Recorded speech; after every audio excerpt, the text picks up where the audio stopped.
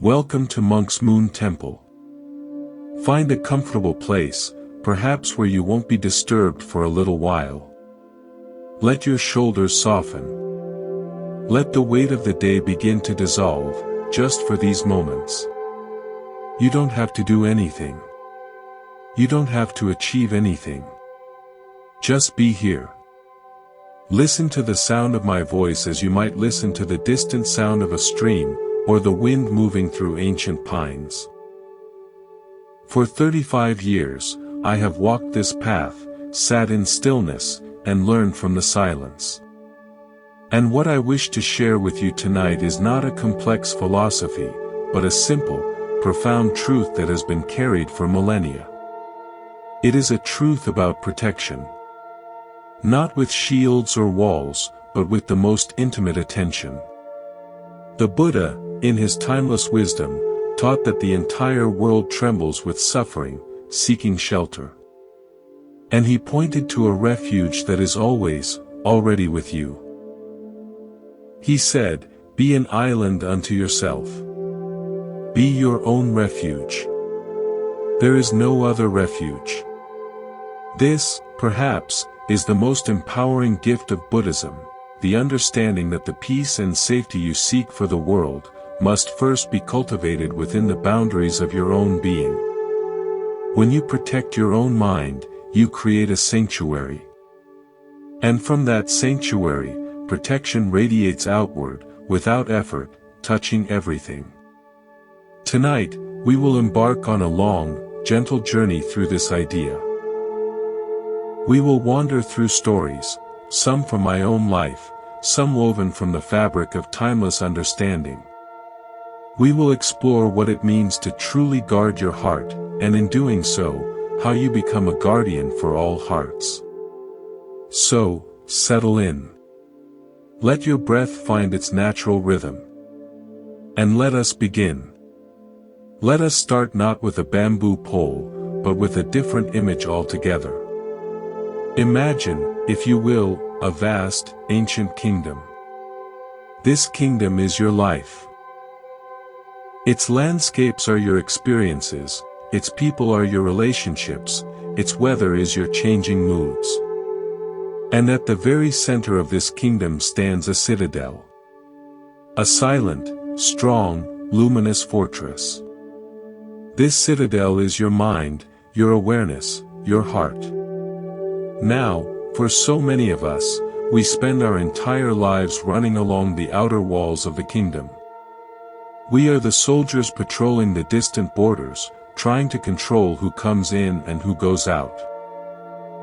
We exhaust ourselves fighting battles in the far-flung provinces of past regrets and future anxieties. We get lost in the bustling marketplaces of desire and the barren deserts of fear. And all the while, we have neglected the citadel at the center. Its gates are unattended. Its halls are dusty. Its inner light is dim. The wisdom of the Buddha directs us not to abandon the kingdom, but to turn around. To walk back, through the chaos and the beauty, to that central fortress. The practice, the entire spiritual journey, is the return to the citadel. It is the act of becoming the steadfast keeper of your own inner gate. Protecting yourself is not an act of selfishness or isolation. It is the supreme act of responsibility. It is stationing your consciousness at the gate of your senses, at the doorway of your thoughts, at the threshold of your speech. When you are the guardian of your citadel, you decide what banners fly from its towers. Will it be the banners of kindness, or of hostility? Of clarity, or of confusion? Of generosity, or of greed? You see, when you are firmly established within, the storms that rage in the outer kingdom, the criticisms of others, the disappointments of life, the fleeting pleasures and pains, they do not topple the central tower. They may howl at the gates, but inside, there is a profound, unshakable safety. And here is the secret. From this place of inner safety, You look out upon the kingdom with different eyes. You are not a reactive soldier anymore, but a wise and compassionate ruler. Your protection of the citadel means you no longer send out armies of harsh words from its gates. You no longer launch arrows of jealousy or cannonballs of anger into the world. By securing the center, you bring peace to the entire realm. Your inner harmony becomes the diplomacy that calms outer conflicts. Your self-protection is the protection of your world. This is the profound, often misunderstood teaching. The Buddha implored us to guard ourselves. Protect yourself, he said. And in that protection, you become incapable of causing harm. You become a source of refuge, simply by being a well-guarded, peaceful place. If this idea resonates with you, if you feel a longing to tend to your own inner citadel, then consider this your invitation to return. The monk's moon temple is a space for these conversations, for these gentle reminders. If you'd like to walk this path with us, to be notified when we sit together again in reflection, please subscribe to the channel. It is a simple gesture that says, I wish to remember. And now, let me share with you a story from my early days, a story about a lantern in the rain. Many years ago, when I was a young man full of more passion than wisdom, I went on a solitary retreat to a small, forgotten hermitage in the mountains. It was the rainy season, and the world was a symphony of dripping leaves and rushing, swollen streams. One evening, as the light failed and a particularly insistent drizzle began, I needed to go from the main hut to the outhouse, a path of about 50 yards through a stone garden. I took a traditional lantern. A metal frame with glass panels and a candle inside. I lit the candle, opened the door, and stepped into the wet, clinging dark. Immediately, the wind threatened the flame. I cupped my hand around the glass, turning my body to shield it. The rain spat against the panes. My entire world, in that moment, contracted to one mission: protect the flame. I walked slowly, deliberately. I didn't think about the retreat, my problems, or lofty philosophies. Every step was measured to prevent jostling. My breath was steady so my hand would be still.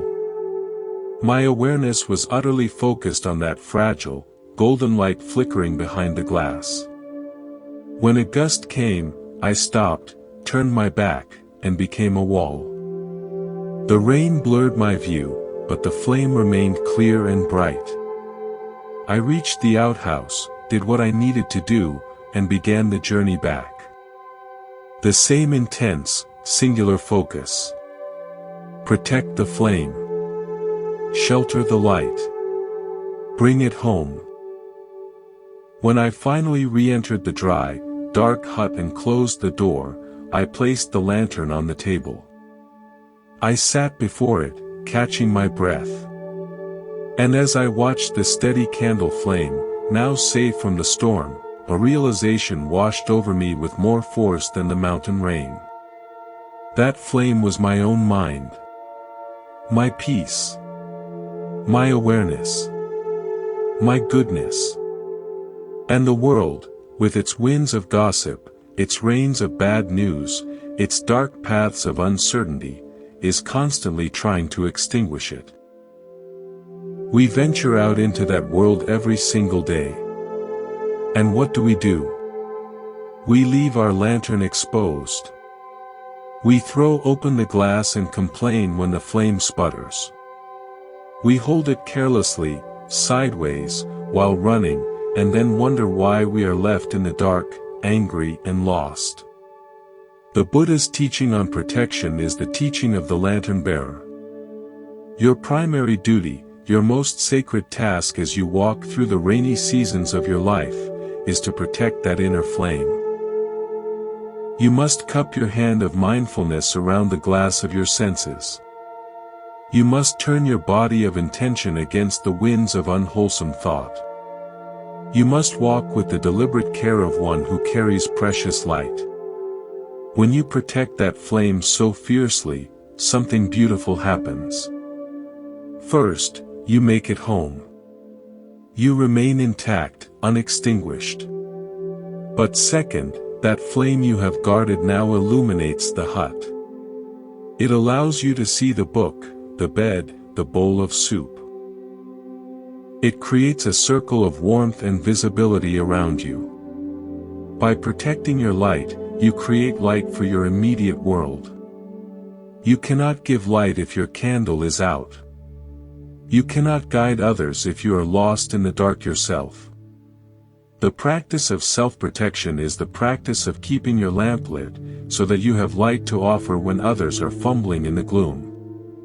For the next 3 hours, we will explore all the ways we can learn to be better lantern bearers. In a village known for its exquisite pottery, there lived a master potter renowned for the strength and beauty of his jars. His neighbor, an eager young man, desired to start a business selling water jars to travelers crossing the nearby desert. He hurriedly learned the basics of the wheel and the kiln and began producing jars as fast as he could. One day, the young man, proud of his productivity, loaded a cart with dozens of his new jars. The master potter saw him preparing for his first journey. "Wait," the old potter said gently. "Your jars, have they been fired in the kiln long enough? The second firing, the one that seals the glaze and hardens the clay through and through, was it complete?" The young man waved his hand. "Oh, they look fine. They feel solid. I did a shorter firing to save time and fuel. They will hold water perfectly." The master said nothing, only nodded. The young man set off into the desert. The sun was brutal. At the first oasis, he filled all his jars with precious water. He sold them quickly to a caravan preparing for the long, dry trek ahead. The caravan departed. Not a day into the deepest part of the desert, under the relentless heat, the young man's jars began to fail. The clay, undercooked at its core, could not withstand the pressure from within and the heat from without. One by one, they cracked. The seals leaked. The precious water seeped into the thirsty sand.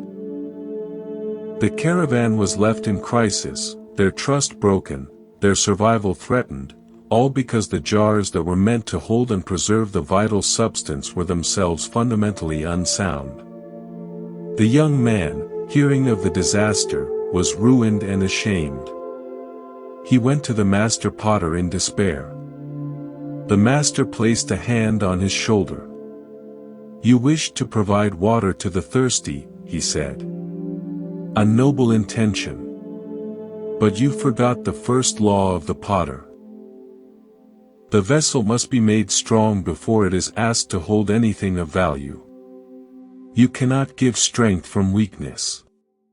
You cannot offer preservation from a container that is itself unpreserved." This story speaks directly to the heart of the Buddha's wisdom. We are all vessels. Our minds, our hearts, are the jars. We want to hold compassion for others. We want to carry wisdom into difficult conversations. We want to preserve peace in chaotic situations. We want to offer the cooling water of kindness to a world that is often a desert of strife. But if our own vessel is undercooked, if it is fragile, porous, brittle with unresolved anger, soft with unchecked desire, weak from the poor firing of our discipline, then under the heat of life's pressures, we will crack. We will leak. The very qualities we wish to offer will be lost, and we may even cause a greater mess. The Buddha's path of self-protection is the kiln. Mindfulness is the intense, sustained heat that hardens our clarity. Ethical living is the careful shaping that gives us integrity. Compassion directed inward is the glaze that seals our porous edges against the seepage of bitterness. We must subject ourselves to this transformative fire. It is not punishment, it is the process of becoming a worthy vessel. Only a jar that has been thoroughly fired can be trusted to carry water across a desert. Only a mind that has been thoroughly disciplined through self-protection can be trusted to carry love through a world of suffering.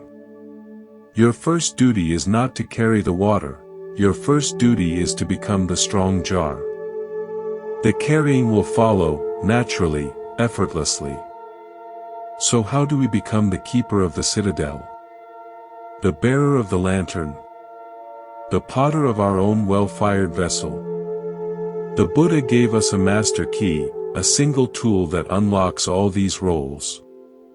He called it sati. We translate it as mindfulness. But let us feel its meaning more deeply tonight. Let's not think of it as a difficult meditation technique, but as a natural faculty we are merely remembering to use. Imagine your awareness is a wise, kind monarch sitting in the audience chamber of your citadel.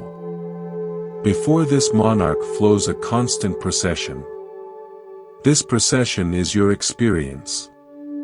Sights, sounds, smells, thoughts, emotions, memories, plans. They all come before the throne, hoping for attention, seeking a reaction. For most of our lives, we are not the monarch. We are one of the petitioners in the procession. We become the angry thought, marching up and down, demanding action. We become the worried planning, wringing its hands before the throne. We become the nostalgic memory, weeping on the steps. We are lost in the crowd, identified with every passing figure. Mindfulness is the simple, revolutionary act of returning to the throne. It is settling back into the seat of the observing monarch. You don't stop the procession. You can't. Life will present its petitions. But from the throne, you see them clearly. Ah, says the mindful monarch. Here is a petition of anger. I see it. I acknowledge its presence. You don't have to sign its edict to declare war. Here is a delegation of anxiety about tomorrow. I note its request. You don't have to grant it all your treasury of present moment peace. This is self-protection. When you are on the throne, you guard the kingdom from poor decisions. You protect yourself from becoming a slave to every passing impulse. From this seat, you can choose. You see the thought of jealousy arising. From the procession, it would consume you. From the throne, you can say, I see you, jealousy.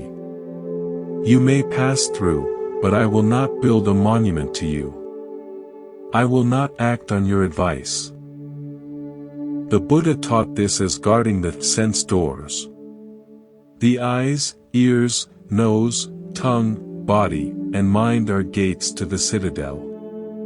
Mindfulness is the sentry at each gate, shining the light of awareness on what seeks to enter.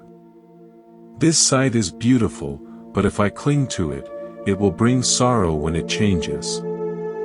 I see it, and I let it be. This criticism is sharp, but if I let it in and make it my identity, it will poison my inner well. I hear it, and I choose not to drink the poison. This practice is not repression. The monarch does not kill the petitioners. The sentry does not destroy what is at the gate. They simply see things as they are, with clarity and without automatic entanglement. This seeing is the protection. It creates a space, a pause, between the stimulus of the world and your response. In that sacred pause lies your freedom. In that pause, you protect your inner peace, and by extension, you protect others from your unconscious, reactive self. Let's breathe into this. Right now, as you listen, can you feel the sense of being the one who is aware?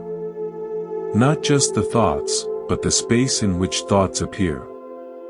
Not just the sensations in your body, but the presence that knows those sensations.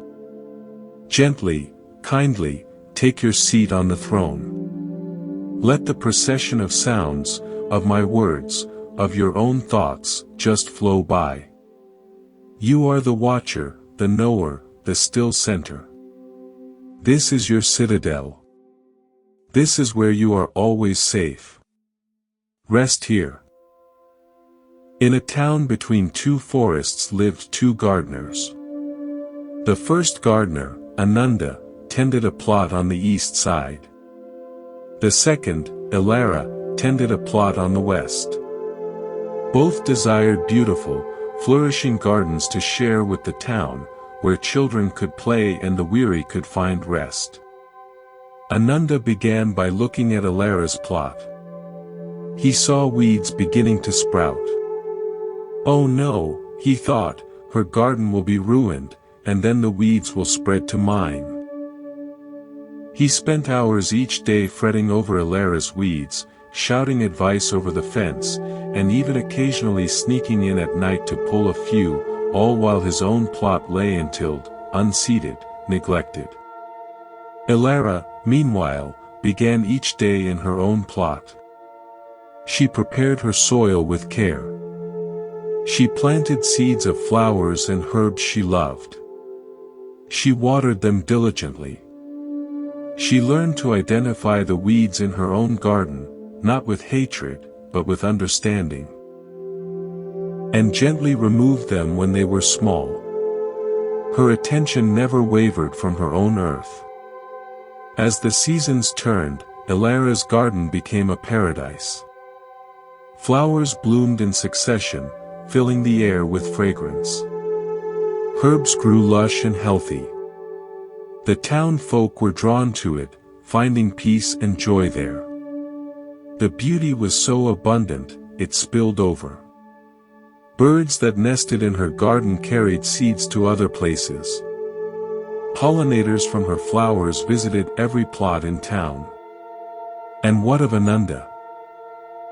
His plot was a barren, hard patch of ground, choked with the very weeds he feared. In his obsession with his neighbor's garden, he had made no sanctuary of his own. He had no beauty to share, no refuge to offer. His fear of weeds had created nothing but a weedy wasteland. The lesson the Buddha offers us is the way of Ilara. Your mind is your garden. Your life is your plot of earth. You cannot tend another's garden before you have tended your own. You cannot pull the weeds of anger from someone else's heart if your own heart is overrun with them. You cannot share flowers of compassion if you have not planted and nurtured their seeds within your own being.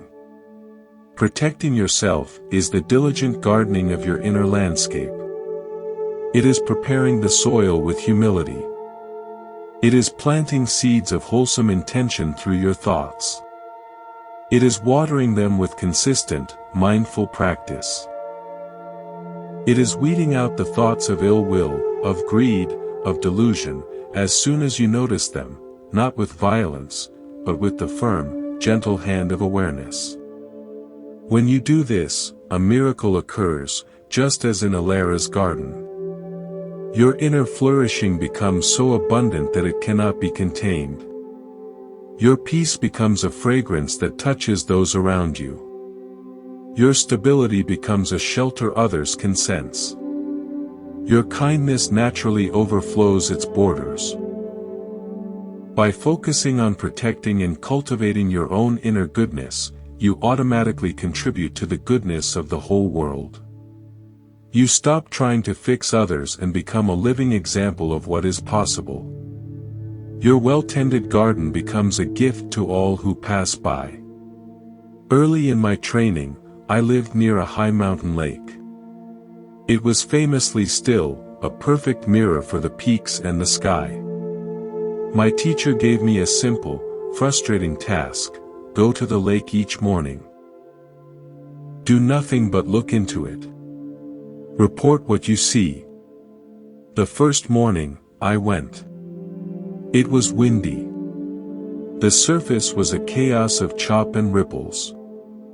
I saw broken images of sky, shattered trees, my own distorted face. I reported, I see confusion. A broken world. He nodded. Go again tomorrow. The next morning was calm. The lake was like glass.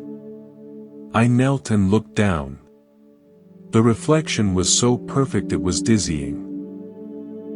I saw the vast, deep blue of the sky, white clouds moving slowly, the precise, inverted image of the pine trees on the shore, and my own face, clear and calm. I saw depth. I saw immensity in a still surface. I reported this. My teacher asked, what changed? The lake? The sky? The mountains? No, I said. The wind. The agitation on the surface. And your mind, he said softly. It was a thunderclap of understanding. My mind is the lake. The world, the sky, the mountains, the trees of experience, is always there. But when the winds of my desires, my aversions, my restless thinking agitate the surface, all I see is distortion, brokenness, confusion. I see a broken world and a distorted self. My reactions are based on this chaotic, unreliable reflection. But when, through the practice of calming the mind, the inner winds settle, the surface becomes still. Then, and only then, can it reflect things as they truly are. I can see the vastness of consciousness, the sky, the fleeting nature of phenomena, the clouds, the solid truths of existence, the mountains, and my own true nature, clear and undistorted. From this still place, my responses to the world are accurate, proportionate, and peaceful.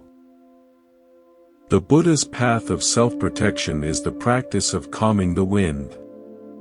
Every time we observe a reactive thought without following it, we allow a ripple to subside. Every time we sit in meditation, we are practicing a windless day for the mind lake. We are not changing the world, we are allowing our perception of it to become clear and accurate.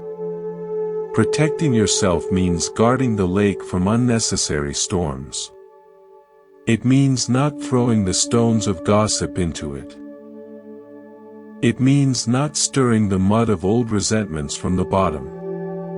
It means learning to let the wind of passing emotion blow itself out without creating more waves. When the lake is still, it protects everything it reflects by showing them their true, beautiful, peaceful nature. A still mind protects the world by seeing the world clearly, and thus responding with wisdom, not chaos. Your agitation harms your perception, your stillness protects the truth of what you see. The Buddha did not only teach protection through vigilant mindfulness. He taught protection through the active cultivation of the heart. He spoke of metta, loving kindness, not just as a feeling you send out, but as an impenetrable armor you put on. Think of your heart as a vulnerable, open courtyard within your citadel. If you leave it empty, cold, and dark, it becomes a place where shadows of hostility and creatures of fear can easily gather and make a home. You can try to guard it with walls of anger and moats of suspicion, but these are toxic defenses that poison your own well. The Buddha's genius was to propose a different defense, fill the courtyard with such a brilliant, warm, welcoming light that shadows cannot exist there. Loving kindness is that light. It is not a weak sentimentality. It is a fierce, deliberate practice of generating goodwill, starting with yourself. Imagine you are forging a suit of armor. But this armor is not made of cold, hard steel. It is woven from strands of warm, radiant light. The first strand you spin is for yourself. May I be safe. May I be happy. May I be healthy. May I live with ease. You repeat this. You feel it. You wrap this strand around your heart. This is not selfish, it is foundational. You cannot weave armor for others from a material you do not possess. Then, you add strands for a beloved friend, for a neutral person, for a difficult person, and eventually for all beings. Each strand increases the radiance. Soon, you are clad in this luminous armor of well-wishing. Now, when you walk into the world, what happens? The harsh words of another are like arrows shot at you. But if you are clad in the old armor of resentment, the arrow strikes the hard steel, and you feel the impact, the bruise, the clang of conflict. You may even shoot back. But if you are clad in the armor of loving kindness, the arrow of a harsh word enters your radiant field. It does not strike a hard, reactive surface. Instead, it is met with the soft, understanding question, what pain must be in this person to shoot such an arrow? The arrow loses its force. It dissolves in the warmth. It may not even reach your skin. You are protected. And because you did not shoot back, the other person is protected from the consequences of their own hostility. You have de-escalated the war. This is how protecting yourself with loving kindness protects others. You become a non-combatant. You refuse to escalate the cycle of harm. Your inner light disarms the darkness around you. The Buddha taught that nothing can stick to a heart saturated with metta, not hatred, not jealousy, not fear. They fall away like water from a lotus leaf. By making your heart a fortress of friendliness, you make it invulnerable to the siege of ill will, and you become a safe haven for others. In a monastery perched on a cliff, there was a great bronze bell used to mark the hours of meditation. It had a rich, deep tone that vibrated through the stone halls and out over the valley. Over centuries, it was struck by countless monks. One young novice was given the duty of ringing the dawn bell.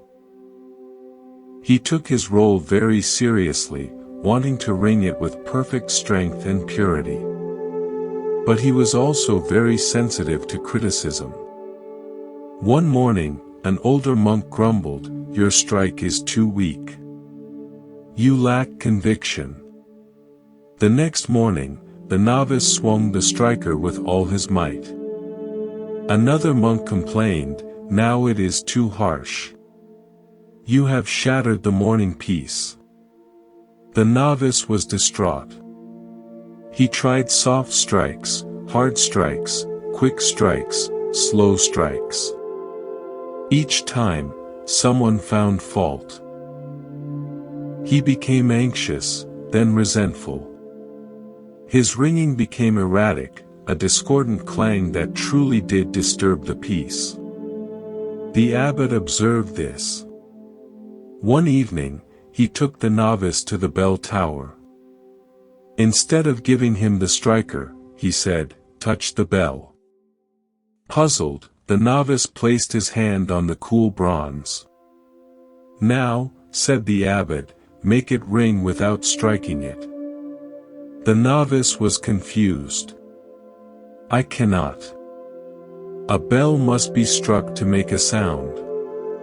Ah, said the abbot. And what are you?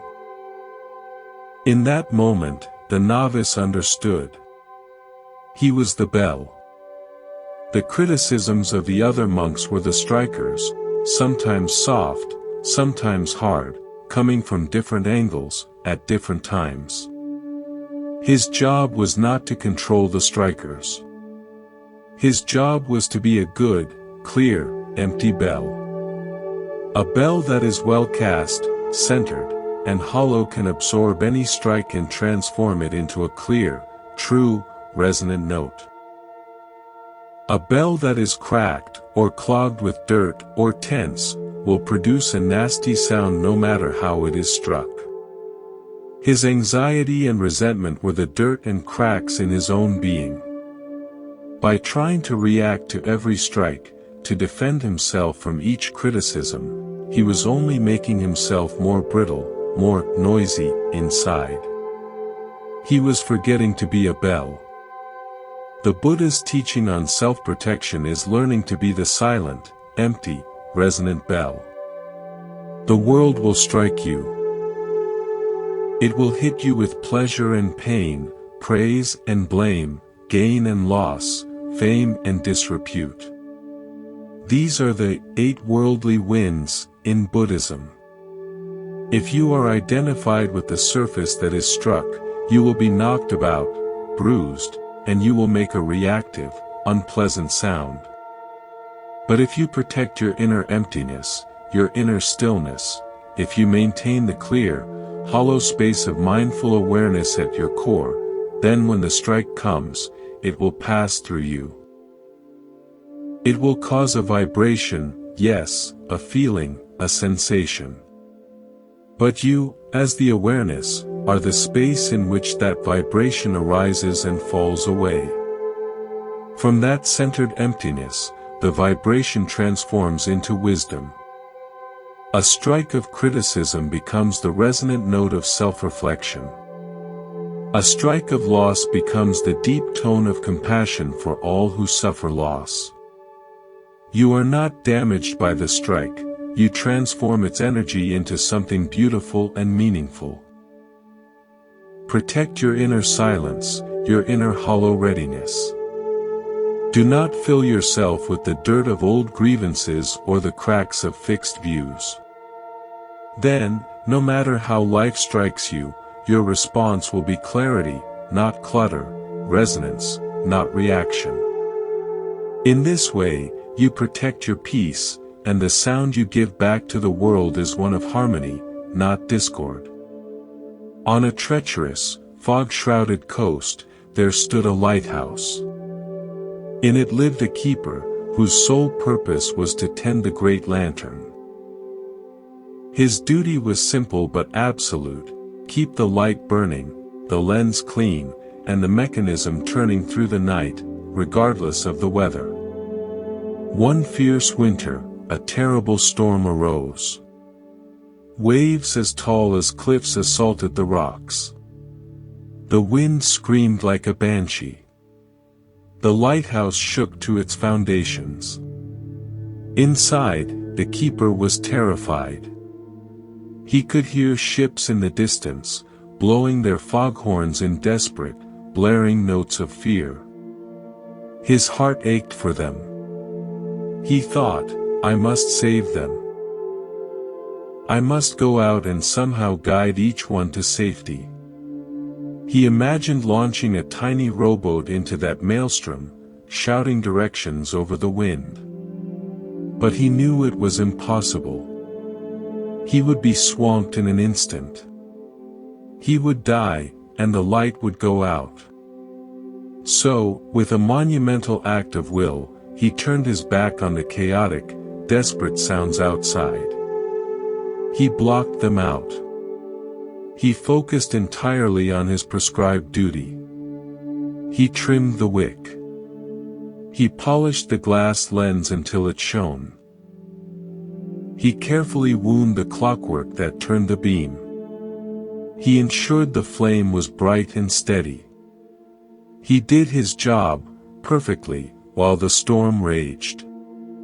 His single, unwavering beam cut through the sleet and fog. It did not still the waves. It did not silence the wind. It did not personally reach out and grab each ship. But to every captain on those doomed seas, that regular, predictable sweep of light was everything. It was orientation. It was hope. It was the fixed point that said, "Here is the rock. Steer away from here. Find the deep channel." By doing his one job, protecting and maintaining the light, he saved every vessel that could see it. Our minds are that lighthouse. The world is a stormy, foggy sea full of suffering beings, including ourselves. We hear the foghorns of distress, from the news, from our friends, from our own pain.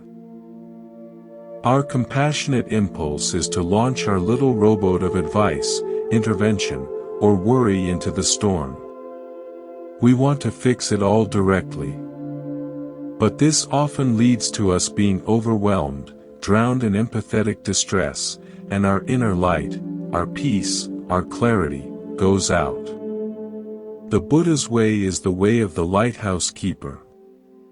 Your primary, sacred duty is to keep your inner light burning.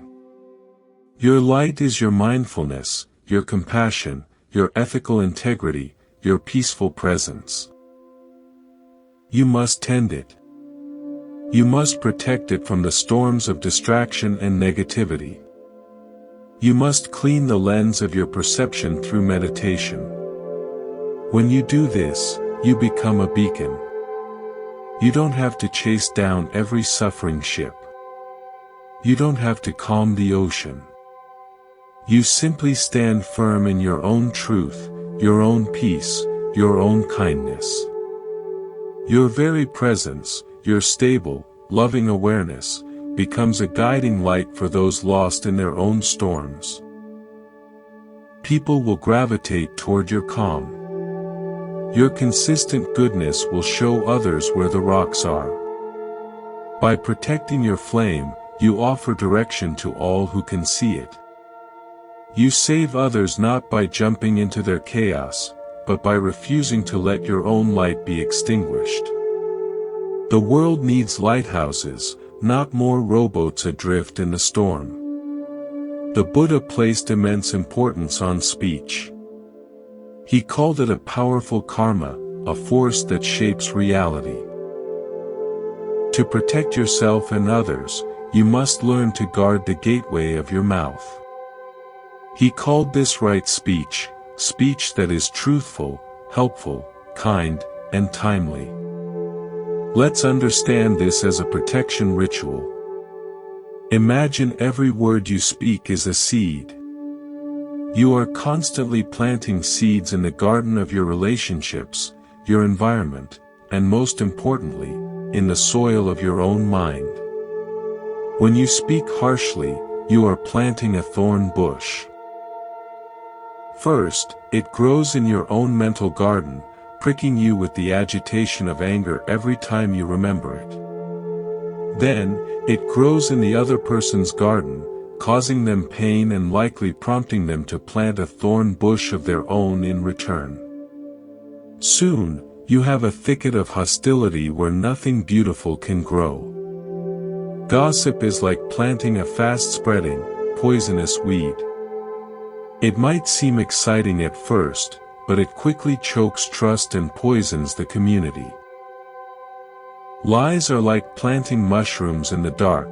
They sprout quickly but are insubstantial and rot from within, collapsing the ground of integrity. How do you protect yourself?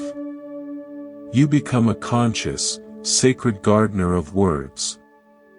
Before you speak, you pass the seed of your intended words through 3 gates, taught in various wisdom traditions.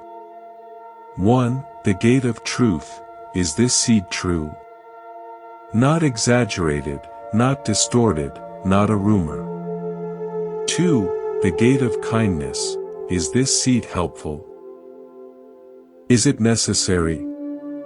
Will it promote well-being, or will it cause harm? 3. The gate of timeliness. Is now the right season to plant this seed? Is the person in a place to receive it? If the seed cannot pass all 3 gates, you lovingly but firmly do not plant it. You protect your garden, and you protect the shared garden of your community from noxious growth. But protection goes further. The Buddha also taught the beauty of noble silence. This is not sulking or passive aggression. It is the powerful, spacious silence that comes when you choose not to fill the air with unnecessary noise. It is the silence of the deep lake when the wind stops. In that silence, you protect your own energy and you create a container where deeper understanding can arise. Your mindful silence can be more healing than 1,000 well-intentioned but clumsy words. It is a sanctuary you offer to yourself and to others. When you protect your speech, you are doing perhaps the most practical form of world peace. You are de-weeding the verbal landscape. You are refusing to add toxicity to the collective atmosphere. Your words become like seeds of flowers, seeds of encouragement, of honest appreciation, of clear and gentle truth. They beautify your inner world first, and then they blossom in the world around you, offering fragrance and beauty to all. Guarding your tongue is not repression. It is the highest form of creative, protective power. There was a woodcarver of sublime skill who could make blocks of timber sing with the forms of animals and deities. He was commissioned to carve a statue of Kuan Yin, the Bodhisattva of compassion, for a village temple. He selected a perfect block of sandalwood and began. But as he worked, his mind wandered. He thought about the payment, and how he would spend it. He thought about the fame this statue would bring him. He worried a rival carver was working faster. He became irritated by the flies in his workshop. His chisel strokes, guided by a distracted and agitated mind, became uneven. One day, in a moment of frustration, he gouged too deep. He had made a flaw in what should have been the statue's serene face. Horrified, he tried to carve around it, to disguise it, but the flaw remained, a jarring note in the harmony of the form. The statue was ruined. The beautiful wood was wasted. His heart sank. He had failed because he had not been present with the wood. He went to the temple, sat before the existing, ancient statue of Kuan Yin, and confessed his failure in his heart. As he sat in the quiet, he noticed the statue's face. It was the embodiment of serene, focused attention. It was as if the original carver had poured his entire, undivided heart into every cut. The carver realized his error. He had not protected his mind while he worked. He had let the unwholesome visitors of greed, anxiety, and irritation take up residence in his workshop, and they had guided his hand. He returned to his shop. He found another block of wood. This time, before he picked up a tool, he sat with the block. He breathed. He cleared his mind of thoughts of payment and fame. He simply looked at the wood, seeing its grain, its potential. He set a pure intention, may this work be an offering of beauty and compassion. Only when his mind felt clear, calm, and single-pointed like a still pool did he begin to carve. This time, his hand was guided by the wood itself and by his focused heart. Each stroke was mindful, precise, flowing. He was not carving, he was uncovering the form that already lived within the wood, and his calm mind was the tool that allowed it to emerge. The resulting statue was breathtaking, alive with a grace that seemed to emanate from within. The village said it was his masterpiece, but he knew the truth: it was the masterpiece of a protected mind. Our lives are that block of wood. Every day, we are carving our character, our relationships, our legacy. Our thoughts, words, and actions are the chisel. If our mind is unprotected, filled with the wandering, unwholesome visitors of distraction, greed, and ill will, our strokes will be clumsy. We will gouge flaws into our own lives and into the lives of others. We will create suffering from beautiful raw material. But when we protect our mind through mindfulness, we bring a serene, focused attention to the carving of our life. We see the true grain of situations. We act from a place of clarity and good intention. Our actions become precise, skillful, beautiful. We uncover the innate goodness, the innate Buddha nature, within ourselves and within our circumstances.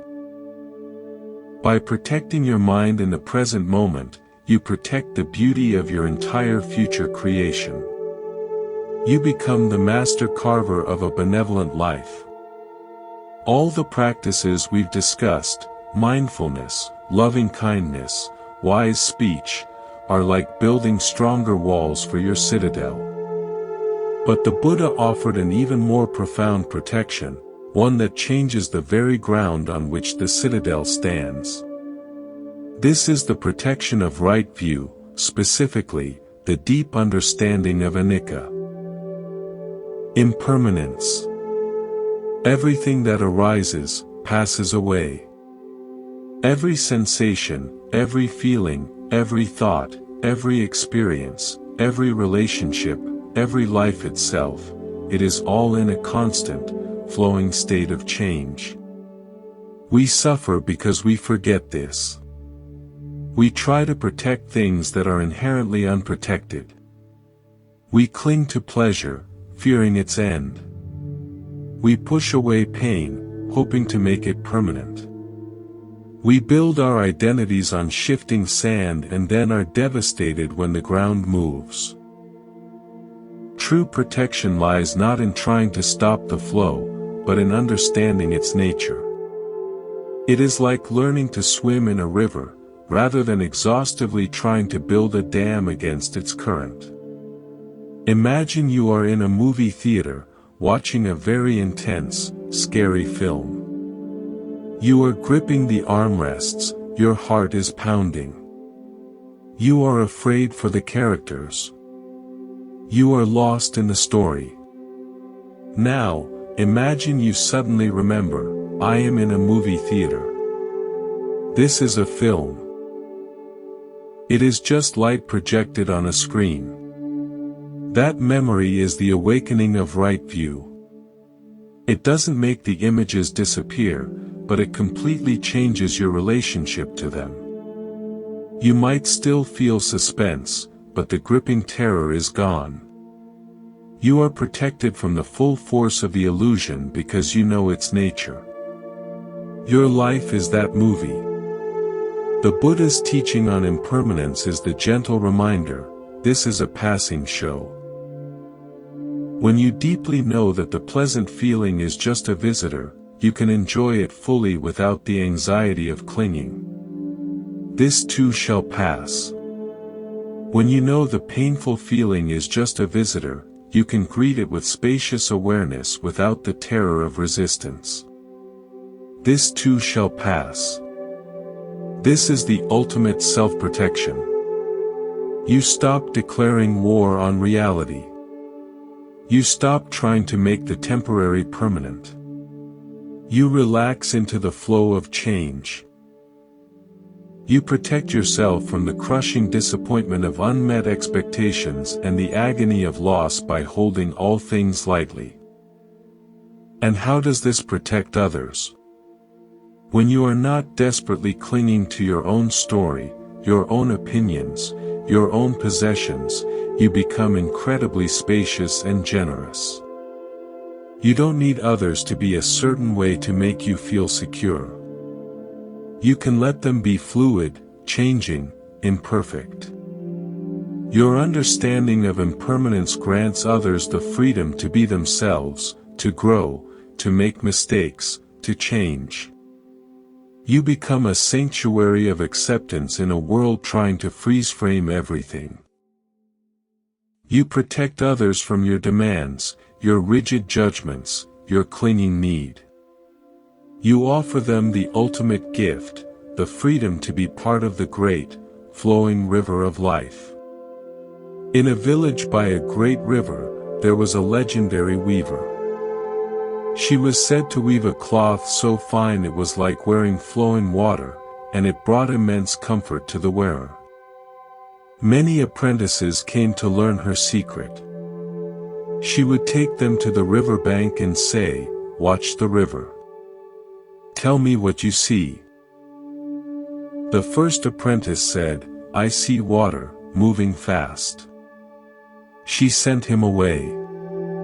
The second said, "I see fish, and rocks, and reflected trees." She sent him away. Many came and went, describing the contents of the river. One day, a quiet young woman came. She sat for days, not speaking. Finally, the weaver asked, "What do you see?" The young woman said softly, "I see that there is no river." The weaver's eyes lit up. "Explain. What we call the river is never the same. The water that was before me a moment ago is now miles downstream. New water has taken its place. The surface patterns, the ripples, the swirls, they arise and vanish in an instant. There is no permanent, solid thing called river. There is only the endless, graceful process of flowing. To call it a river is just a convenient name for a miraculous, continuous change." The weaver smiled. "And the cloth?" The young woman understood. "The cloth cannot be made by trying to capture the water, or the fish, or a reflection. That would be a snapshot, a dead thing. The cloth must embody the process itself, the flowing, the changing, the effortless movement. The secret is to weave in a way that does not resist change, but expresses it. This is the parable of a protected mind that understands anicca. Most of us try to weave the cloth of our life by trying to capture and hold on to specific moments. The happy ones, the successful ones. We try to freeze the river. And when it inevitably flows on, we feel we have lost the river. We suffer. The Buddha teaches us to weave like the master weaver. Protect your mind by learning to see the flowing, changing nature of all phenomena. Don't cling to any single drop of experience. Weave your life with the threads of mindful awareness, compassion, and ethical action, but weave them with an open hand, knowing the pattern will change, the colors will shift. Let your life be a cloth that is fluid, adaptable, comfortable because it doesn't fight against the nature of things. When you wear this river cloth of understanding, you are protected. You are not shattered when things change, you expect it. You move with grace. And your very presence teaches others to stop struggling against the current. You show them how to float, how to swim, how to appreciate the journey without demanding the river stop for you.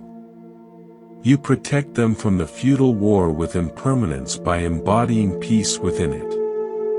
The tone would remain consistently soft, story-like, and meditative. It would include periodic pauses for the listener to breathe and absorb, instructions to feel the body, to notice thoughts without following them, to generate a phrase of loving kindness for themselves. It would culminate in a long, gentle guided meditation integrating all the metaphors. Inviting the listener to sit as the monarch in the citadel, to feel their awareness as a still lake reflecting the sky, to envision themselves as a lighthouse keeper tending an inner flame, and to rest in the understanding of life's flowing, river-like nature. The final words would be a soft, reassuring blessing, returning to the core message. So remember, as you step back into the stream of your world, you carry this sanctuary with you. You are the guardian, the lantern-bearer, the potter, the gardener.